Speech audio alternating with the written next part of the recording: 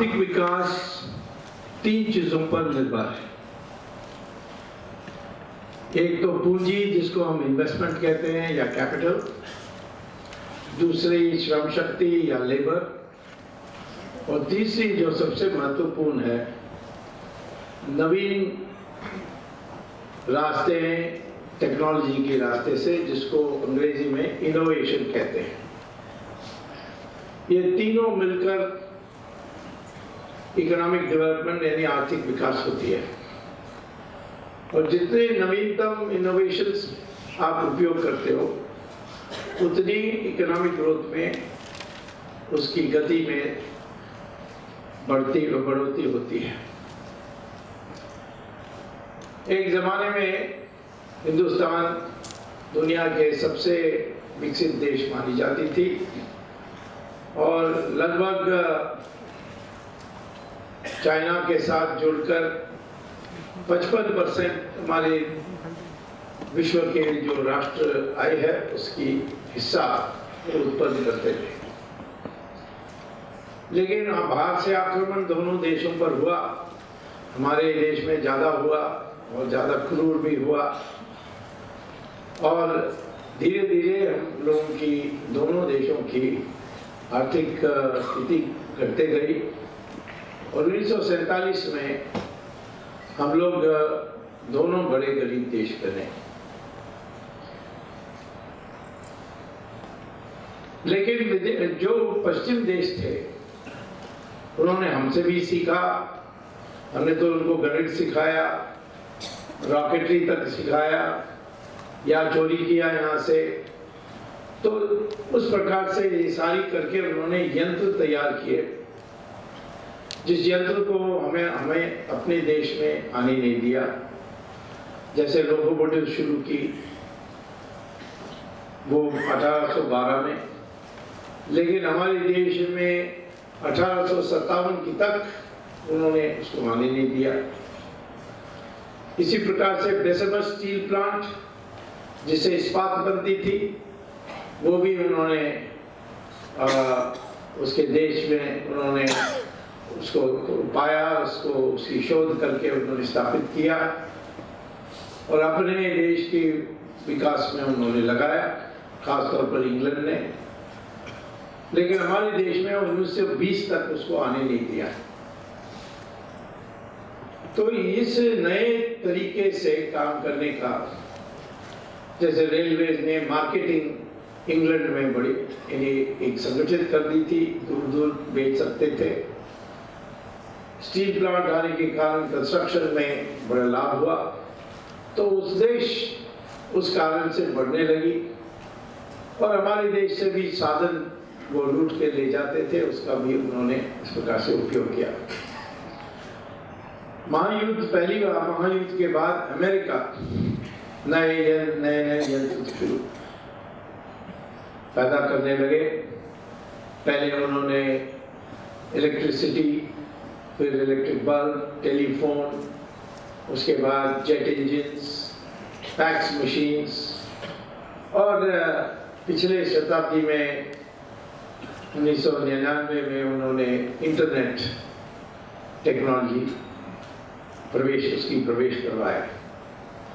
उस internet technology से आज देश में कोने कोने में आप चिट्ठी लिख सकते हो, एक क्षण में पहुंच जाती है और जवाब भी एक क्षण में आ जाती है। और न्यूयॉर्क में बैठकर आप इंटरनेट के जरिए अनेक देशों की जो आपकी कंपनीज की ब्रांचेज हैं उसको चला सकते हैं, और इसीलिए इन देशों में विकास हुआ।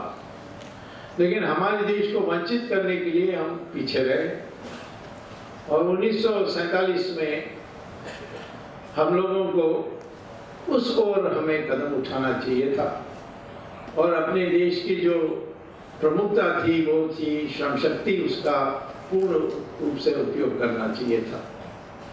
जवाहरलाल नेहरू ने सोवियत रूस से उनको प्यार हो गया और उन्होंने सोवियत रूस की मॉडल को लगाई हमारे देश पर।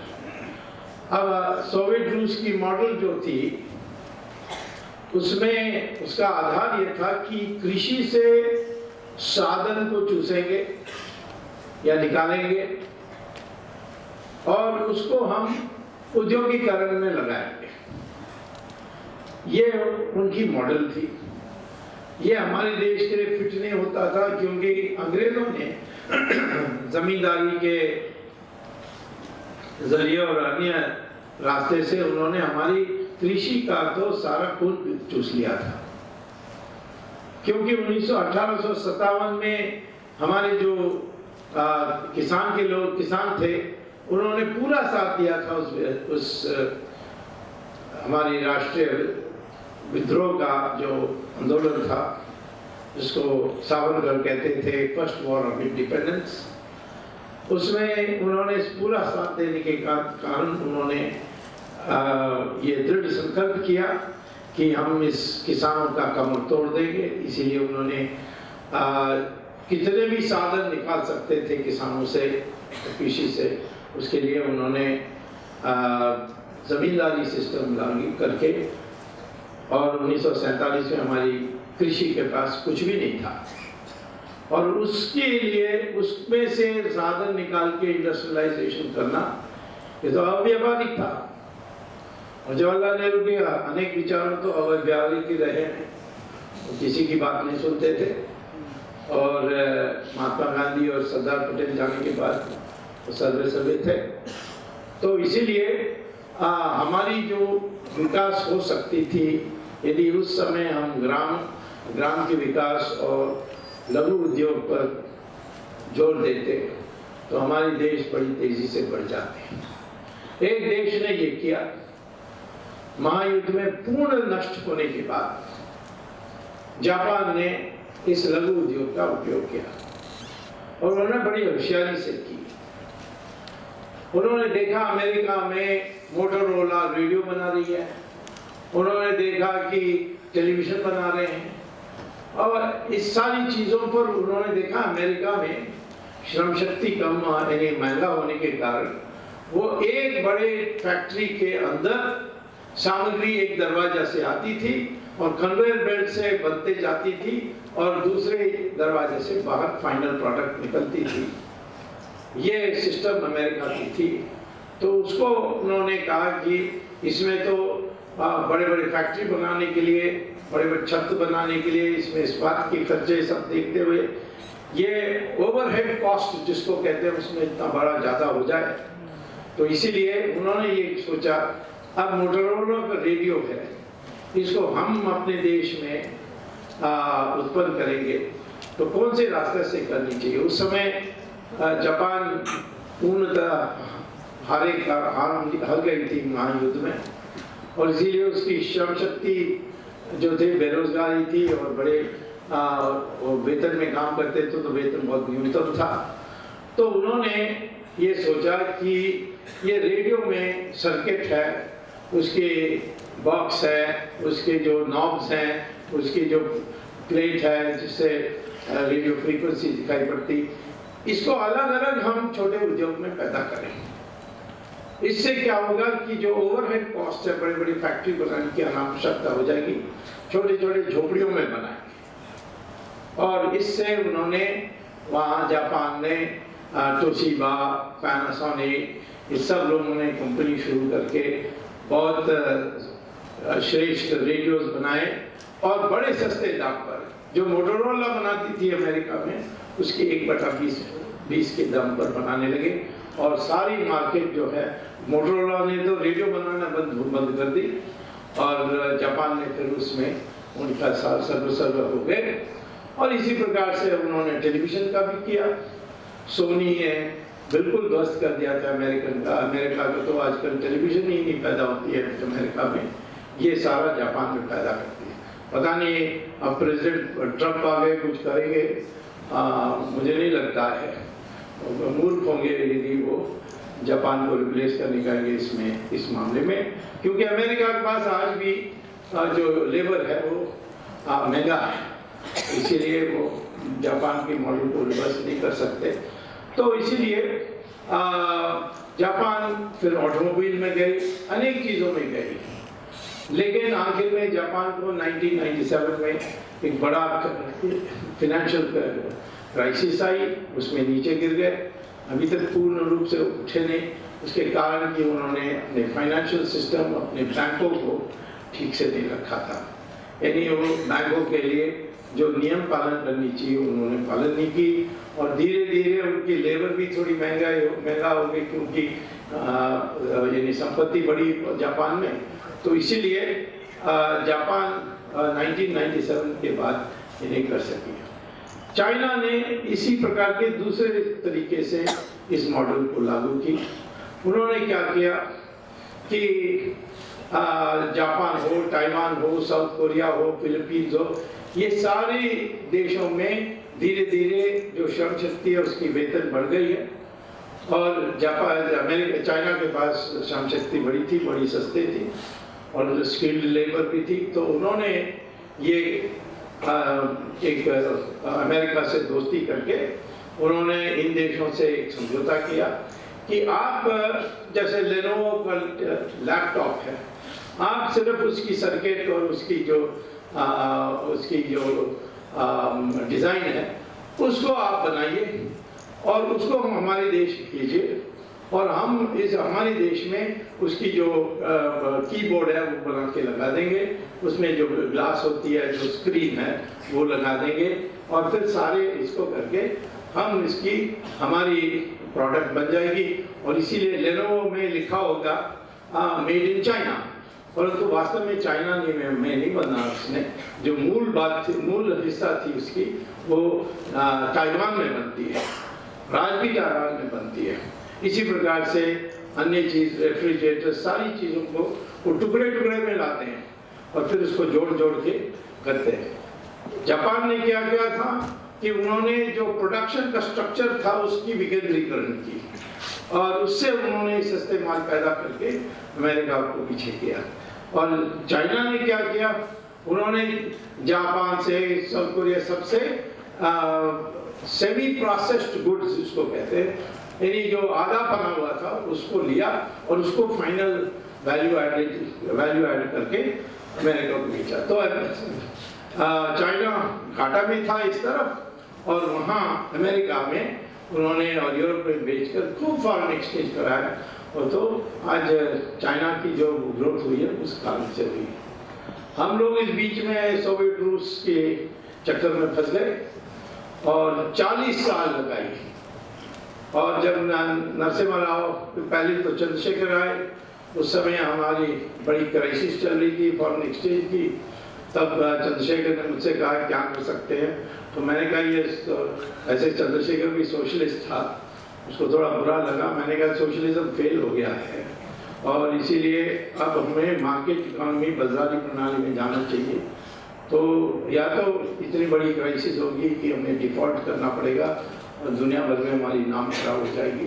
तब उन्होंने कहा कि फिर दस्तावेज तैयार करो। मैंने दस्तावेज तैयार किया और उससे थोड़ी राहत मिली, और अमेरिका का भी सहयोग इस बात से मिली कि America gulf war number first gulf war में लग गई, तो उनको मेरे पास आए, चंद्रशेखर ने उनको भेजा था कि हमें फिलीपीन से जहाज लानी है और सऊदी अरेबिया तक उस जहाज को जाना है, लेकिन रास्ते में कहीं रिफ्यूलिंग होना है, तो इंडिया में हम करने चाहते हैं।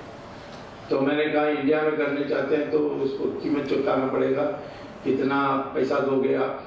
तो मैंने कहा कि जो कमर्शियल फ्लाइट्स आते हैं उसको जो लैंडिंग चार्जेस है उसकी 3 गुना देते हैं।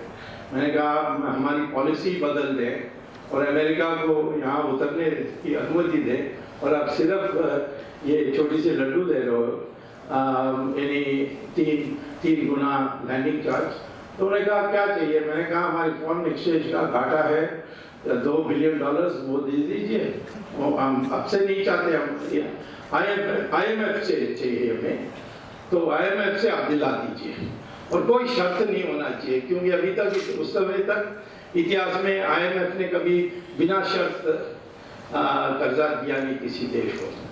तो मैंने कहा शर्त तो हम मान नहीं सकते, तो बिना शर्त दो, नहीं तो नहीं होना है, आपका हवाई जहाज नहीं आ सकता है। तो अमेरिकन एम्बेसडर बड़े चिढ़े हमसे, परंतु तो जानते थे कि मेरी शिक्षा अमेरिका में हुई, तो मैं अमेरिका का मंशा जानता हूँ। जब वो कुछ चाहते हैं तो वही भी कीमत चुकाने के लिए हो जाते हैं। तो ये पता करना होता है कि वो क्या चाहते हैं। ये बुरी तरह चाहते थे, तो फिर उन्होंने आखिर में मजबूर होकर हमें $2 बिलियन ये IMF से दिलाई, जो आज के कीमत में $10 बिलियन होगा। तो उन्होंने बिना शर्त दिलाई, इससे हम बचे। उसके बाद हमने दस्तावेज तैयार किया और आजकल पुस्तक नरसिम्हा राव की बायोग्राफी लिखी जा रही है, उसमें उल्लेख है कि सारे जो दस्तावेज हैं इकोनॉमिक रिफॉर्म का वो मुझसे नरसिम्हा राव ने लिया था। मुझे कहा था कि तुम कांग्रेस पार्टी ज्वाइन कर लो, मैं मिनिस्टर बना दूंगा तुम्हें। मैंने कहा मैं कांग्रेस पार्टी को कभी नहीं ज्वाइन करूंगा। तो उन्होंने कहा क्यों? मैंने कहा ये पार्टी तो एक परिवार की है और आप तो किराएदार हैं, थोड़ी दिन के लिए हैं। तो बात तो ऐसे ही निकली। और लेकिन फिर उन्होंने दूसरे रास्ते से मुझे कैबिनेट में लाए, एक गैट कमीशन बनाकर मुझे कैबिनेट रैंक दिया। तो नरसिम्हा राव ने साहस दिखाई और उन्होंने सारी सोवियत सिस्टम को ध्वस्त किया और मार्केट इकोनॉमी पूरे संपूर्ण रूप से नहीं लाए, परंतु कई जगह में जहाँ कोटा लाइसेंस ये सारी थी सबको अबॉलिश किया। और हमारी ग्रोथ रेट तो 3.5% होती थी 40 साल के लिए, वो बढ़कर 9% तक पहुँच गए। तो आज हमें उसी प्रकार से थोड़ी सोचनी है, एक क्रांतिकारी दृष्टि से इसको सोचनी है। और मेरी राय में हमारी इकोनॉमी ऊपर उठ के आनी है आज। तो हमें 2 क्षेत्रों को हमें उपयोग करना चाहिए। पहला क्षेत्र है कृषि और दूसरा क्षेत्र है ये लघु उद्योग। इन दोनों के मिलन करके हम योजना बनाएंगे, तब हमें संपूर्ण रूप से जो सफलता मिलनी चाहिए और देश दुनिया में नंबर 1, नंबर 2 पोजीशन के लिए दावेदार बनने के लिए जो अवसर हम सब ढूंढ रहे हैं वो मिल सकेगी। और उसके लिए क्या करना चाहिए, और मैं आज इसीलिए लघु उद्योग पर बोलना चाहता हूँ। लघु उद्योग आज सबसे ज़्यादा नौकरी हमारे देश में पैदा करती है। किसी क्षेत्र में, किसी सेक्टर की एम्प्लॉयमेंट जनरेशन आप देखोगे तो मैक्सिमम लघु उद्योग से है। वो लगभग 10 करोड़ नौकरी देती है, और वो उन लोगों को देती है जो ITI से आते हैं या जो कृषि से पढ़कर कॉलेज में वहाँ पढ़कर फिर कृषि में काम नहीं करने चाहते हैं, वो नौजवान आते हैं। और हमारे देश में तो 35 साल से कम उम्र के जो युवा है वो तो 70% है, और ये 70% को हम ट्रेन करेंगे तो फिर हम कर सकते हैं। ये बड़े बड़े उद्योग में उनको जगह नहीं मिलती है और जल्दी नौकरी भी नहीं मिलती है, और इसीलिए हमें इसमें जोर देना चाहिए। इस जोर देने के लिए हमें क्या करना चाहिए, कैसा आगे बढ़ना चाहिए, इसके लिए हमें सोचना है। मैं आपको बताना चाहता हूँ कि दुनिया में जिस दिन से गांधी जी ने कहा कि ग्राम स्वराज और लघु उद्योग, तो प्रोपेगेंडा खूब चली, ये तो पुरानी पीढ़ी की बात है। और हमारे लोग तो कुछ कॉलेज और स्कूल में पढ़ते थे, जो पश्चिम के लोगों ने तय किया था वही तो पढ़ते थे। किसी को पता नहीं थी कि जापान ऐसे कर रहा है, किसी को नहीं पता था कि चाइना ऐसा कर रहा है। और आज मैं कहता हूँ कि चाइना को हराना है तो हमें लघु उद्योग के तरफ से उपयोग करके कर सकते हैं। ये जो सारे जो south Korea, Japan, Taiwan, Philippines, Singapore, ये सारी देश जो हैं ये चाइना को सेमी प्रोसेस गुड्स पे भेजते हैं, ये हमें भी भेज सकते हैं। तो हमें भेजेंगे तो वो सोचते हैं कि मुश्किल आएगी, कितने रेगुलेशंस हैं सब जगह में, ऑक्ट्रॉय है, ये है, वो है, काम कुछ होता नहीं है। एक जहाज आती है तो उसको घुमाने के लिए तो इसकी सामान उतार करके बंदरगांव में और उसको घुमा के बाहर निकलने के लिए, तैयार करने के लिए 7 दिन लगते हैं कम से कम।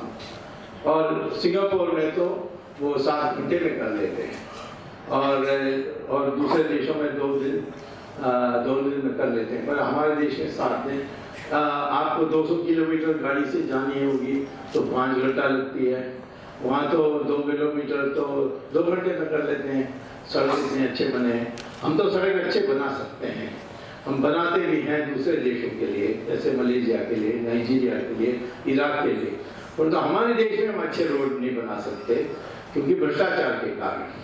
और भ्रष्टाचार में जब टेंडर दी जाती है उसमें जब घूस ले लेते हैं तो जो कॉन्ट्रैक्टर है फिर वो सबस्टैंडर्ड प्रोडक्ट डाल देता है सड़क पर, और एक बारिश आ जाती है तो खड्डे ही खड्डे। नहीं तो क्या कारण है कि बॉम्बे में इतने खड्डे होने चाहिए सड़कों में, इतनी आधुनिक शहर है परंतु सड़क हम बना नहीं सकते, ये कैसा हो सकता है? तो मैं ये कहता हूँ कि आज हमारे लोग जो बाहर से आने चाहते हैं, जो वास्तव में आने चाहिए, बाहर से पैसा आने से पर्याप्त नहीं है, और इस पैसा को हम उपयोग कैसे करेंगे? और कई ऐसी चीज़ों को जिसको हमें आने भी नहीं देना चाहिए। जैसे मुझे एक बार पूछा गया था कि वॉलमार्ट के बड़ा विरोध हो रहा है, तो आपकी राय क्या? मैंने कहा मैं भी विरोध करता हूँ। तो उनका आप तो बाजारी प्रणाली के पक्ष में हैं, आप कैसे इसको विरोध कर सकते हैं? मैंने कहा वॉलमार्ट करेगा क्या? यहाँ आएगा हमारे देश में, हमारे जो कृषि में काम कर रहे हैं उनसे ये उत्पादन खरीदेगा, फिर उसको पैकेज करके एक अच्छे एयर कंडीशन अलंकार करके एक दुकान से वो बेचेंगे, ये करेंगे। हमारे लोग तो वैसे भी कर रहे हैं, हमारे लोग तो इतनी मेहनत करते हैं। जो यहाँ व्यापारी लोग हैं हमारे देश में जो कृषि किसान से खरीदते हैं, वो तो 2% 1% की मार्जिन पर काम करते हैं। तो इसीलिए हमारे इनकी बाहर से आने की क्या जरूरत है? तो कभी कभी लोग कहते हैं मुझसे कि तो स्पर्धा होने में क्या आ जाए, उनको भी आने दीजिए, हम भी होंगे, और स्पर्धा में जो जीतेगा उसी का। मैंने कहा ये कौन सा स्पर्धा है? अमेरिका में कर्जा वॉलमार्ट को 2% पर मिलती है बैंकों से, और हमारे व्यापारियों को कितने मिलती है? कम से कम 12%, यानी इससे ज्यादा, इससे कम नहीं हो सकती है, 18 तक जा सकती है, और जल्दी चाहिए तो 25 में देता हूँ, ज्यादा लेना होता है। तो एक तरफ वॉलमार्ट के पास जो कर्जा मिलती है वो 2% इंटरेस्ट रेट में, हमारी जो व्यापारी हैं जो उनके साथ यानी कंपटीशन करनी है उनको 12% से ज्यादा, और दोनों उसी श्रम शक्ति का को उपयोग करने के लिए लगेंगे। तो श्रम शक्ति पर जो है श्रम है, जो मजदूर है, उसके डिमांड बढ़ जाएगी, तो डिमांड बढ़ेगी तो उसकी वेतन भी बढ़ेगी।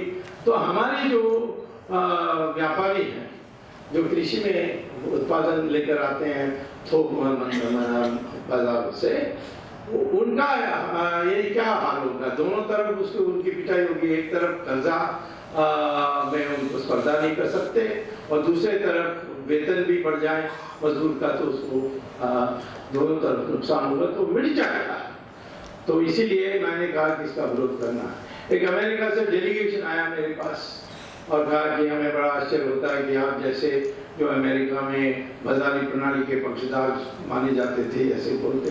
तो मैंने कहा मैं तो हूँ, परंतु ये जो जमीन है वो सामान होनी चाहिए, आपके लिए फायदा हमारे लिए नुकसान ये तो नहीं हो सकता। तो एक रास्ता निकाल सकते हैं हम। उन्होंने कहा क्या? मैंने कहा आप आइए, मुझे कोई आपत्ति नहीं, सिर्फ एक शर्त पर, हमारी जो कंपनीज हैं वो आपके देश में जाकर वो आपके बैंक से 2% इंटरेस्ट लेकर वहां सड़क बनाए, घर बनाए, तो हमारी कंपनी वहां चली जाए, आपकी कंपनी यहाँ जाए, मुझे कोई आपत्ति नहीं। मतलब वो तो नहीं हो सकता। मैंने क्यों? मतलब वो इमिग्रेशन प्रॉब्लम हो जाएगा। तो मैंने कहा तो वो तो आपका सिरदर्द है, आपको आना है, आपकी कैपिटल यहाँ आ सकती है पर हमारी लेबर वहां नहीं जा सकती है। आपको कैपिटल सरप्लस है तो उसको लेकर यहाँ आने चाहते, मेरे पास लेबर सरप्लस है उसको लेकर वहां जाने चाहता हूँ। मैं सस्ता रोड बना दूंगा आपके लिए, सस्ता बिल्डिंग बना दूंगा, वहाँ इतनी महंगा है लेबर, हमारी लेबर सस्ता है, बड़ी कुशल भी है। तो इसीलिए ये हमें ध्यान में रखनी चाहिए। आज तो हमारी स्मॉल इंडस्ट्रीज की जो समस्या है, इतनी योगदान करने के बाद माने 100 मिलियन माने 10 करोड़ नौकरी देते हैं, 8% जीडीपी को पैदा करते हैं, 8%। और इसके अतिरिक्त विदेश में निर्यात जो करते हैं, उसमें मैन्युफैक्चरिंग आउटपुट में आधा तो स्मॉल इंडस्ट्रीज है। और ये स्मॉल इंडस्ट्री सिर्फ कोई सेफ्टी पिन्स बना रही है, ऐसा नहीं है।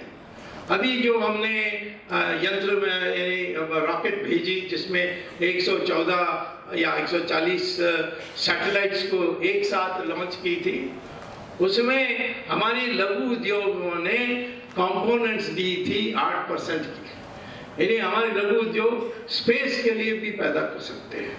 हमारे लघु उद्योग ऑटोमोबाइल, हमारे लघु उद्योग ऑटोमोबाइल एंसिलरीज, जो मोटर कार की जो स्पेयर पार्ट्स है, उसको भी पैदा करते हैं। और वो दुनिया के कंपटीशन में हर साल नंबर 1 आते हैं। जापान में एक प्राइज है डेमिंग प्राइज।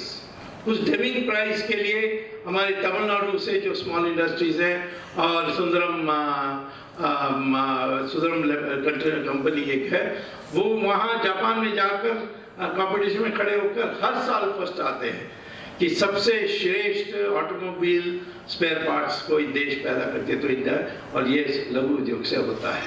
परंतु लघु उद्योग के लिए कोई ख्याल नहीं करते और वो उतना ग्लैमरस भी नहीं है। सॉफ्टवेयर बड़ा ग्लैमरस है, सॉफ्टवेयर तो होना चाहिए, पर सॉफ्टवेयर कितने लोगों के लिए नौकरी देगी? और सॉफ्टवेयर तो होना चाहिए, उसको इंकरेज करना चाहिए, परंतु इतना पागल नहीं होना चाहिए कि जो आपकी रीढ़ की हड्डी है उसको भूलना चाहिए। तो इसीलिए आज मैं ये कहूँगा कि हमें इकोनॉमी बढ़ाना है, तो हमें पहले ये सोचना है कि स्मॉल इंडस्ट्रीज क्या क्या चीज़ कर सकते हैं, कैसे हम मदद कर सकते हैं। आज मैं कहता हूँ कि पैकेजिंग इंडस्ट्रीज हैं, मैं ये कहता हूँ कि हमारी जो एग्रीकल्चर है उसको हम बोझा समझते हैं। आपको आश्चर्य होगा कि हमारी एग्रीकल्चर की जो उत्पादन है, जैसे चावल है और गेहूँ है, सब्जी है, दूध है, ये सारे दुनिया के सबसे सस्ते पैदा होते हैं हमारे देश में। और उस जमीन में जहाँ उत्पादन हमारी सबसे बुरा है, क्योंकि इतने सालों 200 साल से कुछ फर्टिलाइजर नहीं लगाई गई, कुछ नहीं लगाई गई, तो अधिकांश जमीन तो उसको तो वो तो उसकी फर्टिलिटी कम हो गई है। लेकिन फिर भी हमारे देश को भगवान ने 12 महीने एग्रीकल्चर करने के लिए यानी एक मौका दिया है। हमारे देश में 12 महीने हम एग्रीकल्चर कर सकते हैं। यूरोप में, अमेरिका में, अमेरिका में तो 5 महीने के लिए आप एग्रीकल्चर नहीं कर सकते हो, क्योंकि वहाँ हिम पड़ती है। इसी प्रकार से यूरोप में 4 महीने के लिए नहीं कर सकते हो, चाइना में 2/3 हिस्सा में 3 महीने के लिए नहीं कर सकते हो, पर हमारे देश में 12 महीने आप एग्रीकल्चर कर सकते हो। इसके माने 3 फसल बो सकते हो, परंतु हम बोना हमारे किसान बो सकते हैं सिर्फ 25% जमीन छोड़कर एक ही बो सकते हैं जब बारिश आती है। ये हालत हमारे देश की है। यदि हम पानी, पेस्टिसाइड्स, सीड्स, ये बीज, ये सारी चीज़ों को व्यवस्था करते हैं, तो हमारे किसान तो 4 गुना, 5 गुना, 6 गुना ज़्यादा पैदा कर सकते हैं। और 3 फसल बोएंगे तो इसके माने 3 गुना हो जाएगी। इतना होगा कि हमें पता ही नहीं होगा हमें क्या करना है। दुनिया में एक्सपोर्ट कर सकते हैं सबसे सस्ते दाम। आज वो तो खाने लायक भी नहीं है। मैंने देखा है, एक बार थोड़ा खा के फिर मेरे पेट में दर्द हो गई तो मैंने छोड़ दिया। तो ये एक्सपोर्ट कर सकते हैं। इसका सोचा नहीं, ये इसमें ग्लैमर नहीं था। इन्हीं जो बड़े बड़े बिल्डिंग्स बना करके, बिग फैक्ट्रीज के धुआं देखकर लोग आनंदित होते हैं, वो कृषि को देखकर उसको आनंद नहीं आता। तो इसी प्रकार से हमारे देश में गाय जो है, और मैं आपको बताना चाहता हूँ, ये जो बॉस इंडिकस जो हिंदुस्तान में गाय पाई जाती है, वो दुनिया में कहीं नहीं पाई जाती है। और इसके गाय को कितना भी दूसरे लोग हमारी मजाक उड़ाएं, इस गाय के दूध में आज 14 पेटेंट्स हैं अमेरिका में, क्योंकि इतना इन्हीं लाभदायक, इतनी जो औषधि की दृष्टि से दूध और किसी गाय दुनिया में देती नहीं है।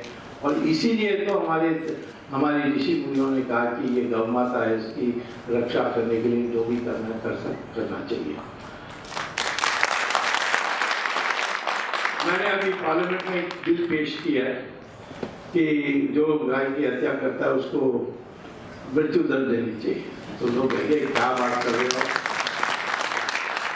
इसकी अभी अगले जुलाई में बहस होने वाली है। तो परंतु इस बीच में गुजरात ने कह दिया जीवन भर की कारावास होनी चाहिए। तो इतना तो आगे है। मैं परसों आदित्यनाथ से मिल रहा हूँ, तो उनको भी कह रहा हूँ कि यूपी में भी मृत्यु दंड मृत्यु दंड के होने इसके माने मृत्यु दंड मिलेगा ऐसा नहीं, वो तो सुप्रीम कोर्ट फैसला करेगी, लेकिन वो भय तो होना चाहिए। ये ब्रीड आपको दुनिया में कहीं नहीं मिलेगी, इसकी दूध का कोई मुकाबला नहीं है। और इसमें इस दूध के अनेक रूप में उसको पैदा करना, उसको चीज, बटर, ये इस दूध को ऐसे दूध सिर्फ नहीं रखना है, परंतु उसको अनेक प्रोडक्ट्स में इसमें लघु उद्योग की सबसे ज़्यादा योगदान होगी। और इसीलिए मैं कहता हूँ कृषि और लघु उद्योग की जब एक समन्वय आ जाएगी तो ये महापरिवर्तन हमारे देश में होगी। और महापरिवर्तन के लिए ये भी जान लीजिए, हमारे जो गाय हैं वो औसत में 200 लीटर ही देती है एक साल में, 200 लीटर। एक इजरायली गाय, क्योंकि उसको अच्छा खिलाते हैं, वो 11,000 लीटर देती है। तो आप मान लीजिए हमारे देश में लगभग 15 करोड़ गाय हैं। ये 15 करोड़ गाय सब 11,000 लीटर दूध देंगे, तो मैं नागपुर में दिल्ली से तैर के आऊंगा, उतना दूध हमारे देश। तो इसीलिए मैं कहता हूँ कि अब पैकेजिंग है, ये हमारे फूल है, सबसे सुंदर फूल है हमारे देश में पैदा होते हैं। और एम्स्टर्डम में आज जो दुनिया के नंबर 1 मानी जाती है, उससे कई गुना ज़्यादा है। और हमारे लोगों को उसको पैकेजिंग नहीं जानते, ये लघु उद्योग है। तो दूध के लिए उसको पैस्चराइजिंग करके उसको फिर स्टोरेज में, कोल्ड स्टोरेज में रख के फिर विदेश में भेजना। और कौन चाहता है, कौन खरीदने चाहता है, तो इंटरनेट से पता हो सकता है। तो किसान तो बैठ के कर सकता है इसको, और इस टेक्नोलॉजी से वो उसके लिए उपयोग करके दूध को एक्सपोर्ट कर सकता है। और दाम कितना, यूरोप के दूध के मुकाबला में अनुपात में 1/6 है, 1 पर लीटर, इतना सस्ता। तो कृषि सस्ता, लघु उद्योग की उत्पादन सस्ता, और तो हमने ध्यान नहीं दिया। और इसीलिए हम लोग पीछे भाग रहे हैं। फॉरेन इन्वेस्टमेंट ये फॉरेन इन्वेस्टमेंट एक हद तक ठीक है हमारे देश में। आज भी टोटल इन्वेस्टमेंट में फॉरेन इन्वेस्टमेंट का हिस्सा कितना है? सिर्फ 3%। रोज रोते हैं कि नहीं इसको फॉरेन इन्वेस्टमेंट लाने के लिए प्रयास कर दीजिए, 3% है। हमारे देश में एक और विशेषता है कि जो बचत करते हैं पूंजी के लिए, वो एक घरेलू बचत सबसे अधिकतम है। 85% हमारे देश में जो इन्वेस्टमेंट है वो घरेलू बचत से आती है। और चाइना में 15%, अमेरिका में -2%। कैसा -2%? वो सब क्रेडिट पे चलती है, वो तो तनख्वाह से ज्यादा खर्च करते रहते हैं, वो बचत ही नहीं करते। तो इसीलिए हमारे देश के लोगों ने क्या, ज्यादातर मैं तो बधाई महिलाओं को दूंगा कि उन्होंने ऐसा बचत करके रखा है, और साड़ी के नीचे रोज कुछ 5-10 रुपया डाल के और आगे में जाकर बैंक में डालते हैं। तो हमें स्वदेशी विचार होता, हमें स्वदेशी दृष्टिकोण होता, और विदेशी इकोनॉमिक्स में नहीं फंस जाते तो फिर कर सकते थे। आज मैं ये कहता हूँ हमारे पास हमारी सरकार ने हमारे सरकार में एक ministry of small medium industry ऐसा कुछ है, MSME माने मिनी स्मॉल मीडियम एंटरप्राइज, इसकी मिनिस्ट्री है। अब वो मिनिस्ट्री अनेक सुझाव देते हैं परंतु उसको क्रियान्वित करने के लिए कोई नहीं है। 4-5 चीजें तुरंत करनी चाहिए हमारे लघु उद्योग को उठाने के लिए। पहला, आज जो कर्जा है ये कर्जा को कम करना चाहिए। जिसका जो बैंक जो हैं ये तो कोई ख्याल ही नहीं करते हैं, उनको तो ये ग्लैमरस जो बड़े बड़े लोग आते हैं, टाटा बिरला ऐसे लोगों के लिए पीछे भागते हैं क्योंकि कुछ प्रोग्रेस रिपोर्ट दिखाना उन्हें कि हम इतने करोड़ दिया है, फिर उसके बाद लेने के बाद मलिया जैसे लोग भाग भी जाते हैं और आप पछताते रहते हैं। तो मैं ये कहता हूँ कि हमारी बैंकों को ऐसे तैयार करनी चाहिए कि कोई भी लघु उद्योग, और मान लीजिए कोई शुरू कर रहा है, नौजवान है, अभी निकला है इंजीनियरिंग कॉलेज से या IIM मास्टर्स डिग्री MBA लेकर, उसको तुरंत लघु उद्योग लगाने के लिए मौका होनी चाहिए। अपने पांव पर खड़े हुए, दूसरे से नौकरी के लिए भीख ना मांगे और दूसरे 4-5 लोगों के लिए भी नौकरी पैदा कर दें। उसके लिए उसको आसानी से कर्जा मिलनी चाहिए।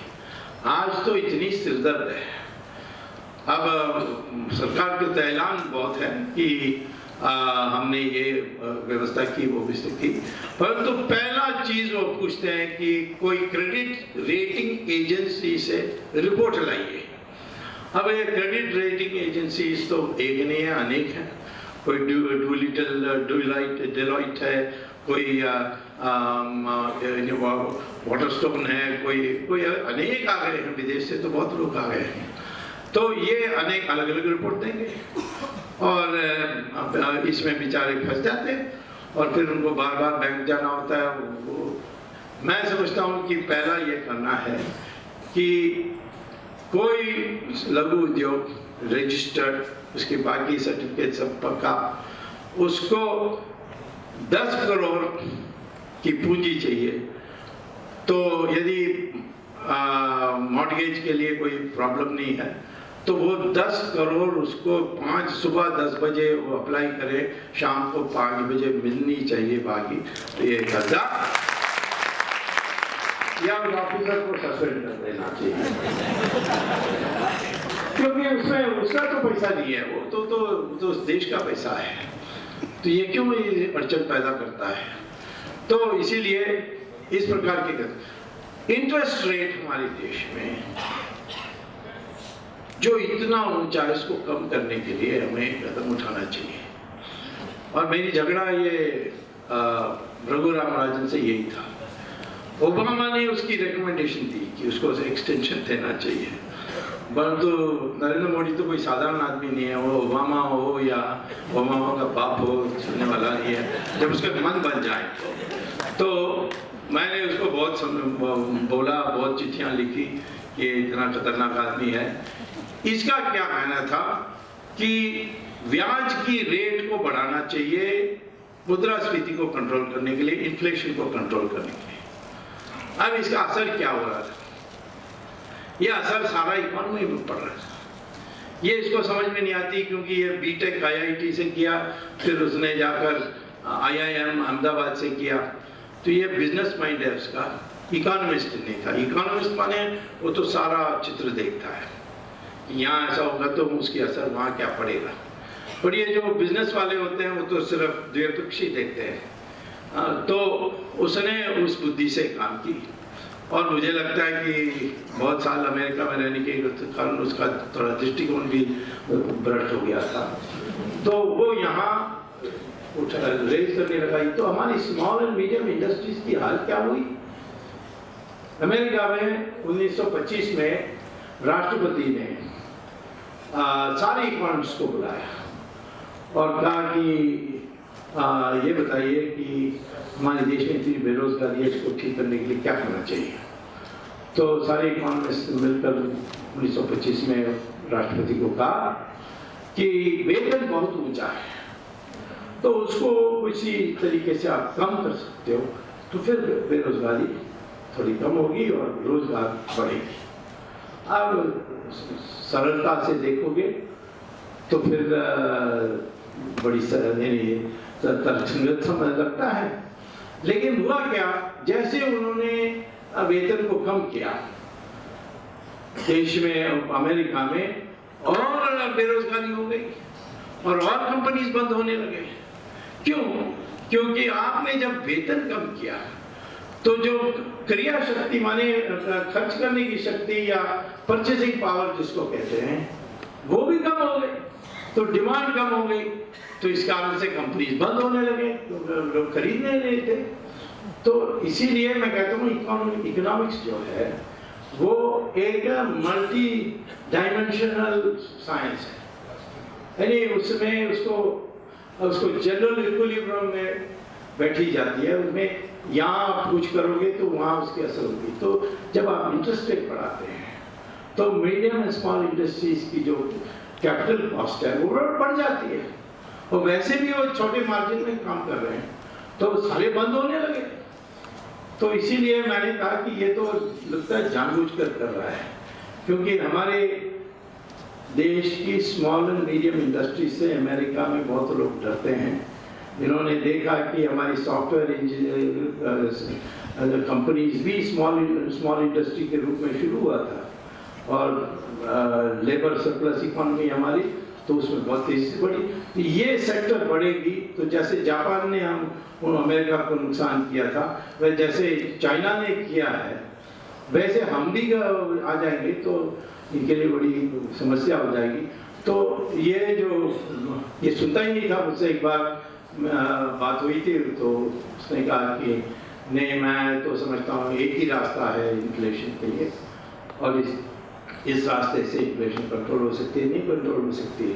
तो मैंने कहा तुम तो वो डॉक्टर जैसे हो जिसने कहा कि टेम्परेचर को कम करने के लिए पेशेंट को मार दो, तो फिर टेम्परेचर कम हो जाएगा, तो सारा इकोनॉमी डूब जाएगा, तो इन्फ्लेशन कहाँ होगा, तो फिर तो रिसेशन डिप्रेशन होगा।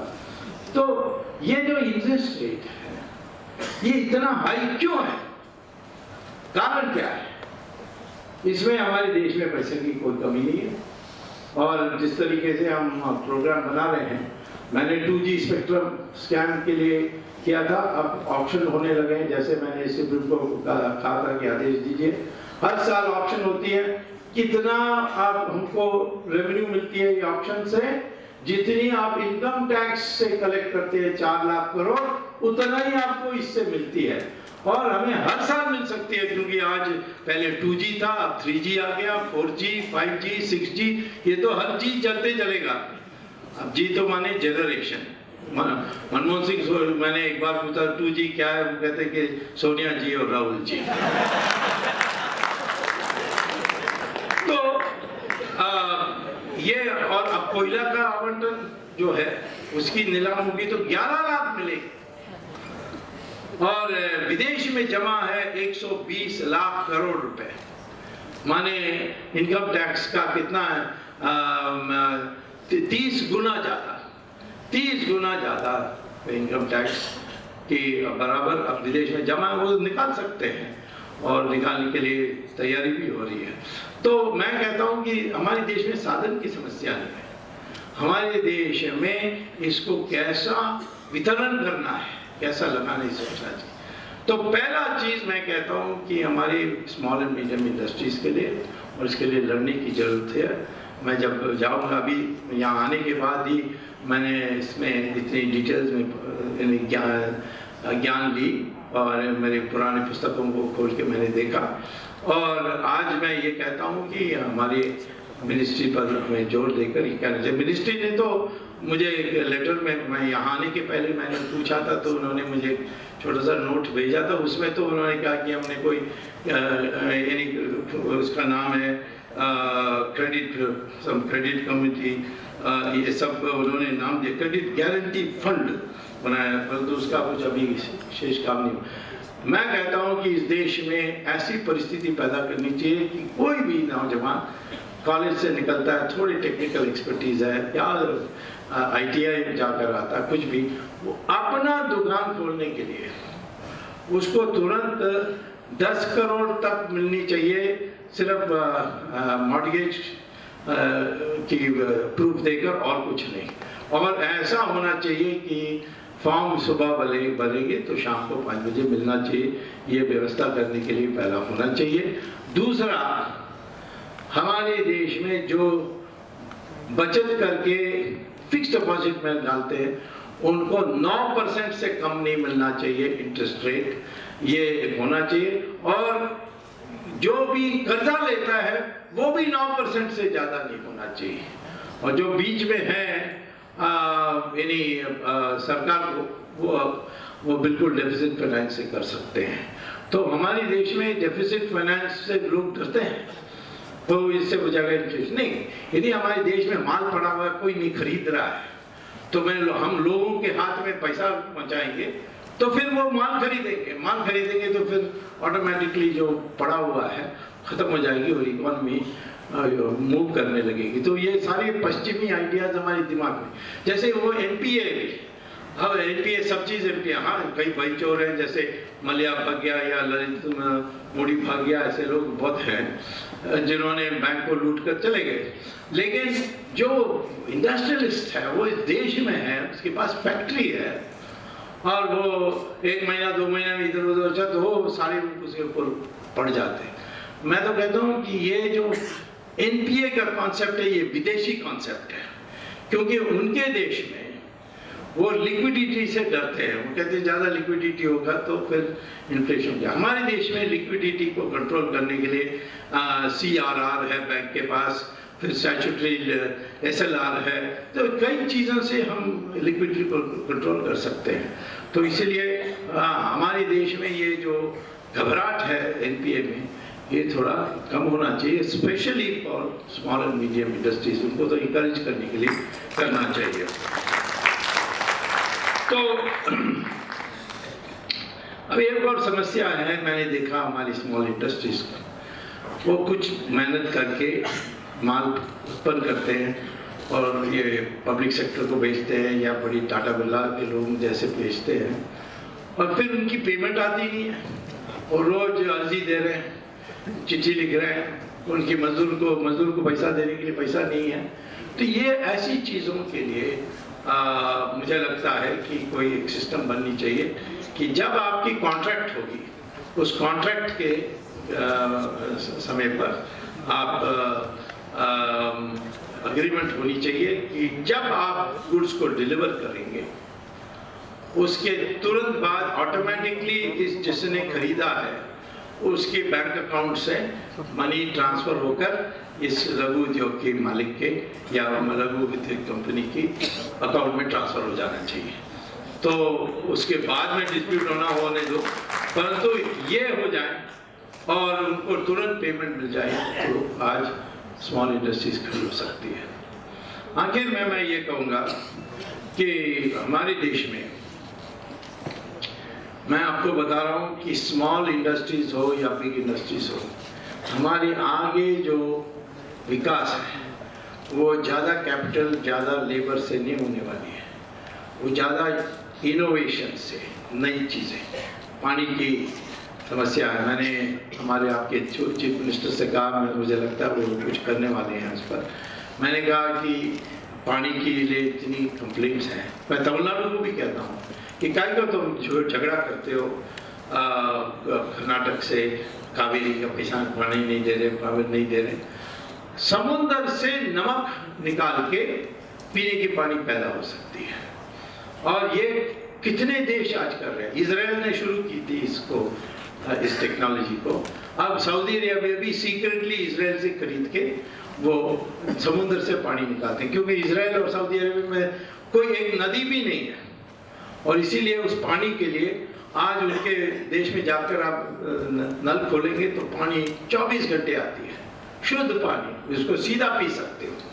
तो वैसे ही हमारे देश में भी अब तमिलनाडु में 4 डिसैलिनेशन प्लांट लगा दीजिए, उसमें से वो निकालें समुद्र की पानी और उसमें से नमक निकाल के फिर पंप आउट करें। तो हमें तो कावेरी नदी से एक भी बूंद नहीं चाहिए, उल्टा हम कावेरी से उल्टा रास्ते में पानी भेज के कर्नाटक को भी दे सकते हैं, इतना पानी पैदा कर सकते हैं। तो ऐसे टेक्नोलॉजी के लिए तैयार करने स्मॉल इंडस्ट्रीज को प्रोत्साहित करना चाहिए, कोई बड़ी बात नहीं है। क्योंकि अब स्मॉल इंडस्ट्रीज हमारे स्पेस एजेंसीज के लिए करके दिखाया, मिलिट्री के लिए करके दिखाया, उनकी कैपेसिटी है, हमारी बहुत विशाल लोग जाते हैं।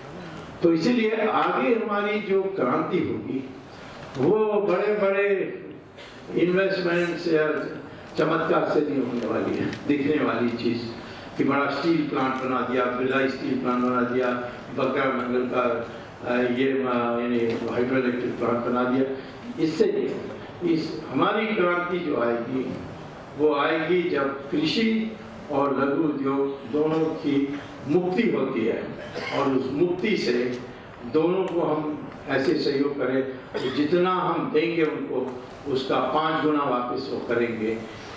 ये इस हेतु से हमें करने से इस बैंकों के जो सुधार करनी है, उनकी जो क्राइटेरिया बदलनी है, इस प्रकार से हो सकता है। यही मेरी राय है। धन्यवाद, नमस्कार।